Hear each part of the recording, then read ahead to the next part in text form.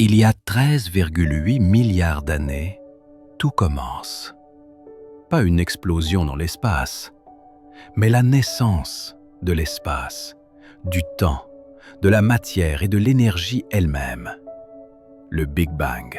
Les premières fractions de seconde, les lois de la physique que nous connaissons s'effondrent.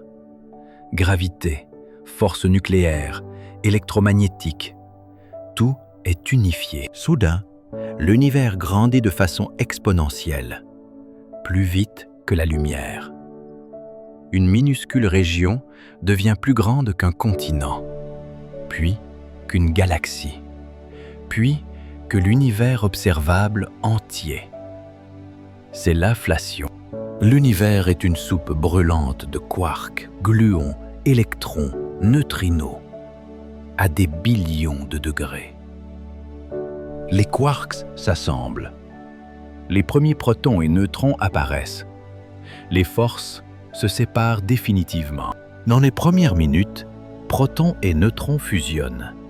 Naissance de l'hélium, trace de lithium. 75% hydrogène, 25% hélium.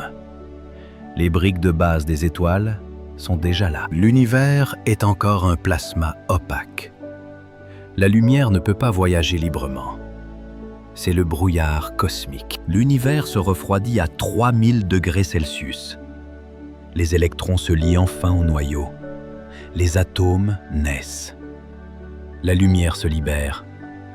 Nous voyons aujourd'hui ce moment, le fond diffus cosmologique. Après des millions d'années dans le noir, les premières étoiles s'allument. Géantes, bleues, violentes. Elles rayonnisent l'univers. C'est l'aube cosmique. Grâce à la matière noire, gaz et étoiles s'effondrent en galaxies. Spirales, elliptiques, fusions. La structure cosmique se met en place. L'univers atteint son pic de création d'étoiles. Puis, ralentit.